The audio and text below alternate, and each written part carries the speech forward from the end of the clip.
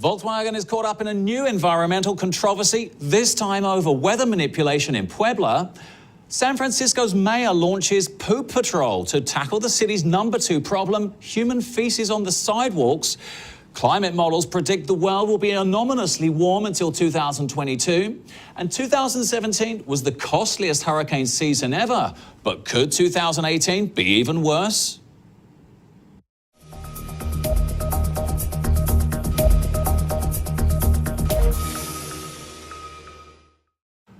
Hello and welcome to today's special climactic edition of Breaking News. I'm Elliot Bullman. Let's go to the information. German automaker Volkswagen is caught up in a fresh environmental scandal. This time, it's been called out by a group of peasants from Mexico's state of Puebla for bombarding the sky with anti-hailstorm cannons in order to manipulate rainfall, an action that has ended with the failure of at least 2,000 hectares of crops. MPT News testified that the cannons are being activated every 10 seconds when clouds form in the metropolitan area of Puebla. This is a breach of the agreement the company struck with local government, and by their own admission, Volkswagen confirmed that it only has permission to detonate them 2 hours per year. In August of 2017, federal legislators urged the Secretariat of Environment and Natural Resources, that's Semanat, and Sagarpa to prohibit the use of these devices in the face of drought risk. Volkswagen Mexico's response to this report by MTP Noticias about its use and scope of anti-hail cannons is that they intend to continue with the bombardment of clouds, in spite the call of the state government and local farmers to suspend this activity and avoid a social conflict. Julio Marin Leal, Director of Environmental Management and Sustainability of the German factory, confirmed that each time a cloud is formed, 3 cannons are activated called anti-hail sonic devices to drive away hailstorms with thunderings every 7 seconds. The reason why Volkswagen refuses to stop this activity is to avoid losing $20 million in damages to its new cars.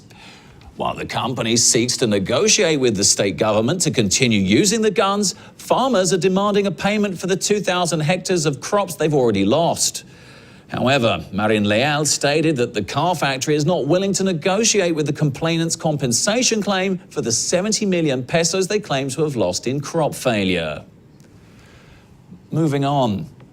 In San Francisco, people call the city's telephone hotline about 65 times a day to report piles of human feces on streets and sidewalks. That adds up to 14,597 calls placed to 311 between January the 1st and August the 13th, the San Francisco Chronicle reports. Now, city officials are ramping up their response to San Francisco's poop problem.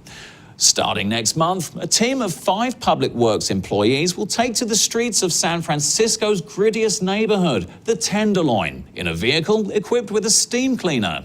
They'll ride around the alleys to clean piles of poop before city citizens have a chance to complain about them. The poop problem has become a key issue for San Francisco's Mayor Breed, who grew up in public housing in San Francisco. The feces piling up on sidewalks are a symptom of a much broader issue, however. San Francisco is in the throes of a housing emergency. The median 2-bedroom rent of $3,090 is more than double the national average of $1,180, and only 12% of families can afford to buy a home in the city. Due to a variety of factors, including a shortage of affordable housing and shortcomings in the mental health care system, more than 7,400 homeless individuals live on the city's streets without access to public restrooms and other necessities. In February, the NBC Bay Area Investigative Unit spent 3 days surveying 153 blocks of downtown San Francisco to see what they could find. Their search turned up drug needles, garbage, and feces in concentrations comparable to some of the world's poorest slums. When fecal matter dries, some particles become airborne and can spread potentially dangerous viruses such as rotavirus. In Los Angeles, an outbreak of hepatitis A was linked to the city's 50,000 homeless people who often defecate in the streets and spread disease. In other climactic news, The past 4 years have been the 4 warmest ever recorded. And now, according to a new scientific forecast, the next 4 will also probably be anomalously warm, even beyond what the steady increase in global warming would produce on its own.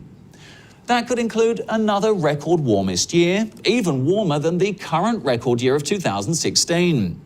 It could also include an increased risk of heat extremes and a major heat event somewhere in the Earth's oceans of the sort that have triggered recent die-offs of coral reefs across the tropics. A new climate prediction system called PROCAST, that's probabilistic forecast, predicts the natural variability of the climate system.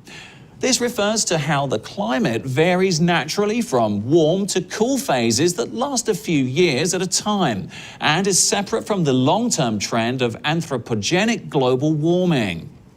PROCAST predicts a warm phase for the next few years.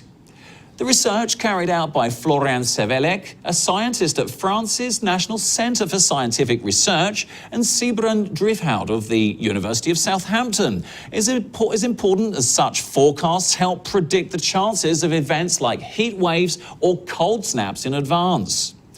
What we found is that for the next 5 years or so, there's a high likelihood of an anomalously warm climate compared to anomalously cold, said Florian Sevelec. It's now well established that anomalous climatic events have a direct human impact. For example, heat waves lead to excess deaths in only a few weeks. And during the 2003 European heat wave, a long drought caused UK wheat production to drop by 12%.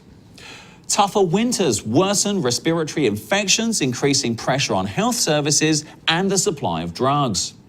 Indeed, consumption of flu vaccines can vary significantly depending on the weather conditions. In the United Kingdom, snowy conditions in winter 2010 were estimated to have cost the economy £690 million a day, while natural gas consumption increased massively. Predicting extreme climatic events up to a season in advance allows early adaptation and cost-effective mitigation. Already, 2018 is shaping up to be a pretty warm year, although not record-breaking. For instance, the period from March through to May of this year was 87 degrees Celsius, that's 1.5 degrees Fahrenheit, above the planet's average from 1951 to 1980, making it the 3rd warmest stretch in the temperature record, according to NASA's Goddard Institute for Space Studies. Moving on. The Ministry of Environment and Natural Resources announced this week that it's acquired special machinery to remove the sargassum that is washing up on the beaches of the Mexican Caribbean. The equipment can't be employed until November, however, because it would be to the detriment of migrating wildlife such as sea turtles, said Rafael Paciano, head of Semarnat. So far, the federal government has allocated 70 million pesos to combat the problem. The head of the National Polytechnic Institute, attached to the Interdisciplinary Center for Marine Sciences, Dr. Francisco Arreguin Sanchez, assured that sargassum in the Mexican Caribbean represents an opportunity for the pharmaceutical and food sectors that wish to invest and take advantage of chemical substances such as alganates to develop products. Sanchez indicated that the seaweed is not harmful to marine animals and it's a habitat that serves to raise young sea turtles and eels. Maria Teresa Solis Trejo, meanwhile, said so far there have been no cancellations by tourists and that the hotel occupancy in Quintana Roo is 91%. The diverse research institutes of the National Autonomous University of Mexico have defined 3 scientific subcommittees to attend to the short, medium and long-term massive arrival of sargassum. A permanent working group is working now to provide knowledge and solutions to the problem of atypical arrival of sargassum to the beaches of Quintana Roo. According to the researchers, there are several options, such as the generation of biofuel, as well as the manufacture of food, pharmaceutical and cosmetic products that could be used with sargassum. According to the researcher Gustavo Adolfo Olaiz Fernandez, coordinator of the Center for Research in Policies, Population and Health of the Faculty of Medicine, said that there is no evidence of damage to health due to the presence of this macroalga. Now it's time to take a quick look at the markets. The Mexican peso decreased 0.75% to 18.98 from 19.13 in the previous trading session. On the other hand, the IPC Mexico decreased 0.17% to 48,474 from 48,557 in the previous trading session. Join me after this short commercial break for more breaking news.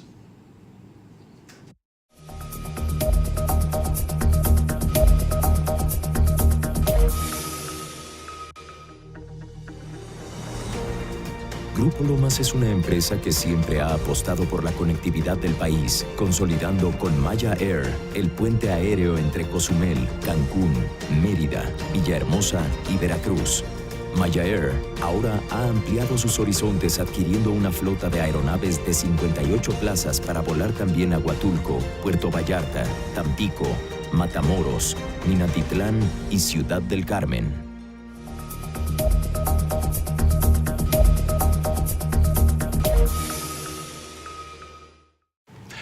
Welcome back to Breaking News. I'm Elliot Bullman. We're now talking about the Atlantic storm season, and joining me is Juan Carlos Quintero from Hurricane Solutions. Welcome to the program. Thank you, Elliot. Thank you for having me here. Great to have you here. Now, obviously, we're right in the middle of the Atlantic storm season, which runs from June the 1st to November the 30th. Now, being an expert on all things hurricane and severe storm related, how many severe storms or even, well, high category hurricanes can we expect this season? Well, according to the experts this year, they said that we're going to have higher activity than normal. That means that we'll have more storms, and each storm might be with higher intensity.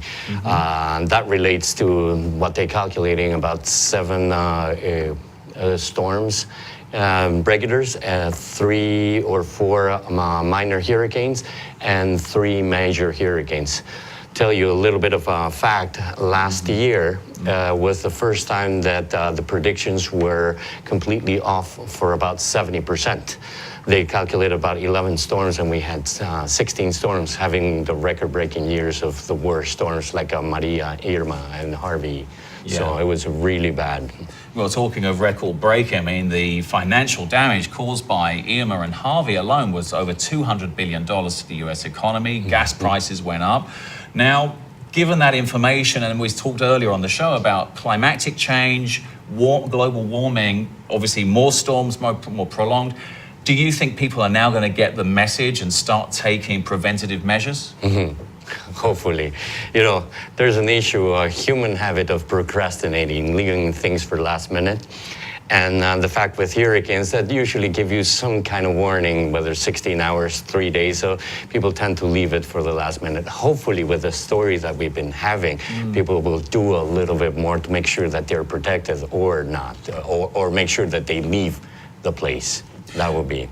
Well, yeah, I mean, to me, it's unfathomable. I mean, Rick Scott, you know, Florida's governor last year, talked about apocalyptic, you know, storms. Get out. He said, you know, you don't wait a week, don't wait a day, don't even wait an hour, get out now. But, you know, people don't tend to heed the warnings. So if they're going to do it, if they're going to stay in, I mean, and stay in state, what protective measures should they be taking? Well, there is the first thing, if you're not protected, it's leave the place. Yeah, because one of my mentors told me one of the most difficult parts is when you think you're protected and you're not, that's when you are. Common mistakes is go out and buy some plywood or put some tape.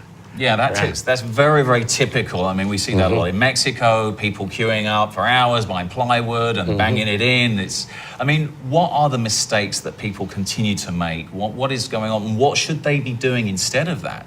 First thing is, don't think that plywood is going to work. When you have 250-kilometer winds, there's no plywood that's going to work. And if you put some just tape, what it's going to do is make sure that when your glass is on the floor, it stays on one single piece, right?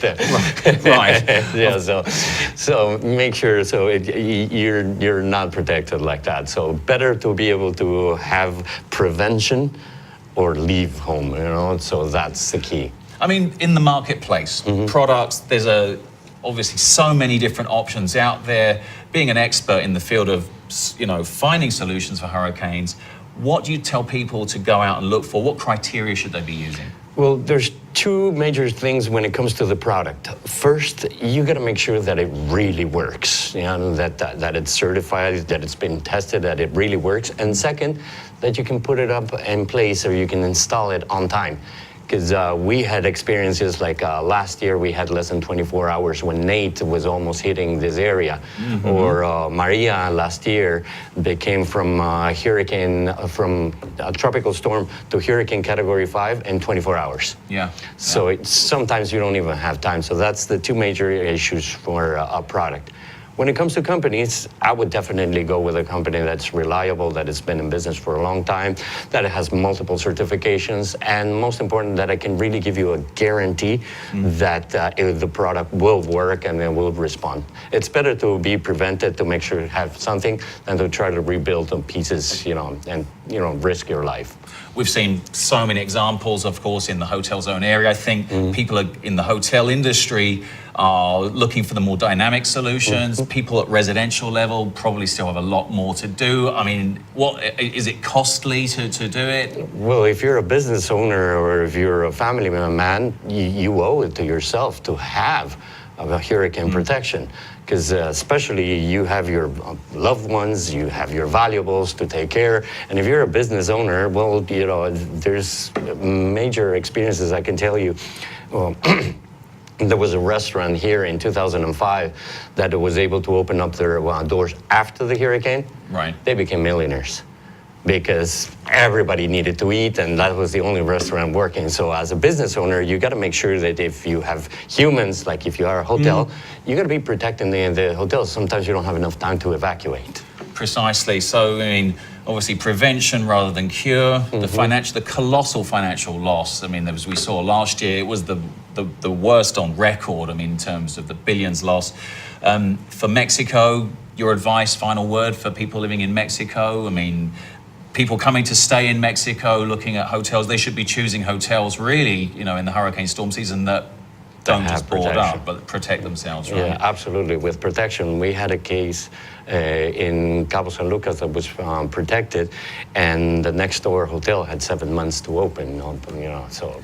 Yeah, we saw months and months of that, and after Hurricane Wilma, of course, back in 2005, there was a lot of damage. But for people that want to get more information about the types of solutions and just to inquire, where can they go and get information? Well, there's many. Definitely, I would recommend our product. Our product is absolutely guaranteed, multiple certifications. We've tested it in more than 30 storms over the Mexican territory and multiple tests on international grounds. And with flying colors, outstanding record, everything works. Our product really, it's very simple to own place. It's very harmonious with the face of the building, with the facade. We don't actually do. And you only place it when you have a hurricane. So that's the key. And we have multiple guarantees, and you know, your product will last for a long, long time. So just go to hurricanesolution.com. Perfect. Yes. You heard it here. Thank you, Juan Carlos. That's all we have time for. And thank you for your company as well. That's all we have time for today. And stay tuned with us to catch up with all the latest developments in Mexico and around the world by following us on Facebook, Twitter, and Google+. Until next time. Thank you, Elliot.